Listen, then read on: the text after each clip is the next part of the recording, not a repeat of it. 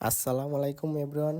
আজকে ঘুরতে যাচ্ছে সেই সাতবাড়িয়া কাঞ্চন পার্কে।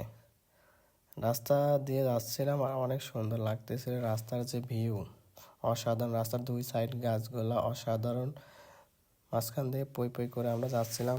আর আমি আর আমার বন্ধু মজা করতেছিলাম। রাস্তার যে সুন্দর, এত সুন্দর, রাস্তাতে না গেলে কেউ বুঝতেই পারবেন না এইদিকে রাস্তা এত সুন্দর। আমরা পই পই করে সেই সাতবাড়িয়া কাঞ্চন পার্কে চলে আসছি। আজকে দেখাবো বিকালের সূর্য মামা আর নদীর ওয়েদার। এই সাতবাড়িয়া কাঞ্চন পার্কে অনেক অসাধারণ একটা জায়গা। এখানে অনেক মানুষ ঘুরতে আসে, আর বিশেষ করে বিকেলে যারা ঘুরতে আসবেন তারা অসাধারণ একটা ভালোবাসা পাইবেন, অনেক সুন্দর একটা মুহূর্ত কাটাতে পারবেন। যে যেখানেই থাকেন বিকেলবেলা এই সাতবাড়িয়া কাঞ্চন পার্কে চলে আসবেন। আমি আর বন্ধু, আমার বন্ধু ভিডিও করতেছিল আর আমি একটু সূর্য মামাকে দেখে মনকে আর ধরে রাখতে পারলাম না, তাই একটু টিকটাক করে একটু ভাব করলাম। অনেক ভালো লাগতেছিল।